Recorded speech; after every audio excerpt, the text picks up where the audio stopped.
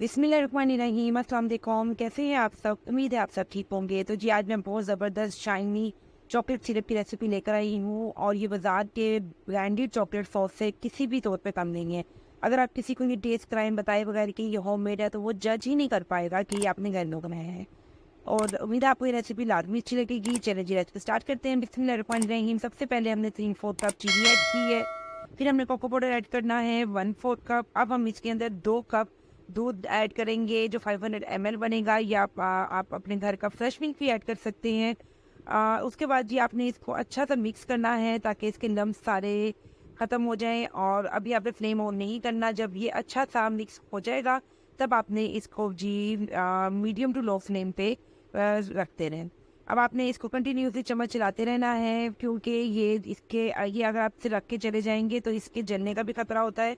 इसलिए आपने 5 से 7 मिनट पास खड़े होकर जल्दी से बना लेना है। और ये देखें 3-4 मिनट बाद ही ये इस तरह थिक होना शुरू हो जाएगा। और साइड से जब ये इस तरह की थिक सी लेयर उतरे ना, तो उस वक्त आपने जी इसके अंदर डार्क चॉकलेट 1/3 कप या मिल्की चॉकलेट ऐड करनी है। और ये ऑप्शनल है, अगर आप डालना चाहें तो डाल लें, अगर नहीं डालेंगे तब भी डजेंट मैटर। लेकिन इसे डालने से ना टेस्ट बिल्कुल ही हाई लेवल का हो जाएगा।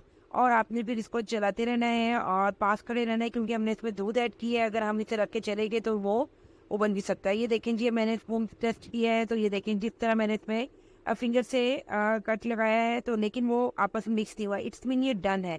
आपने ये नहीं सोचना कि ये बहुत अभी रनिंग है, नहीं, ये बिल्कुल बेस्ट कंसिस्टेंसी है। और इस तरह की जब कंडीशन होगी आपने इसे ठंडा करने के लिए रख देना है। और फिर आपने जी जिस चीज़ में भी इसे सेव करना है आपने इसमें डाल देना है। ये आपने ठंडा करने के बाद रूम टेम्परेचर के बाद आपने 2 घंटे के लिए फ्रिज में रखना है। और 2 घंटे के बाद जब आप इसे चेक करेंगे ना, इसकी बिल्कुल सेम वही कंसिस्टेंसी हो जाएगी जो बाजार के चॉकलेट सिरप की होती है। और हमें इससे ज़्यादा थिक करना भी नहीं, क्योंकि बहुत ज़्यादा थिक कर लेंगे ना आप तो वो एक गतावा सा बन जाता है और उसे दोबारा रूम टेम्परेचर पे रखना पड़ता है। फिर आप उसे यूज़ कर सकते हैं। देखें कितना ज़बरदस्त और आइडियल है। और ये बेस्ट होता है। इससे ज़्यादा ना करें, मैं तो आपको यही मशवरा दूंगी कि इससे ज़्यादा आपने थिक नहीं करना। आप इसको कहीं भी यूज़ कर सकते हैं, आइसक्रीम में यूज़ कर सकते हैं, कोल्ड कॉफ़ी बनाते हुए आप इसको यूज़ कर सकते हैं। अब देखिए बच्चों को अचानक भूख लगे, ब्रेड को लगा के दे सकते हैं। और जी इसके अब और आप इसको वैसे भी आते जाते बच्चे तो वैसे ही चम्मच से खा लेते हैं।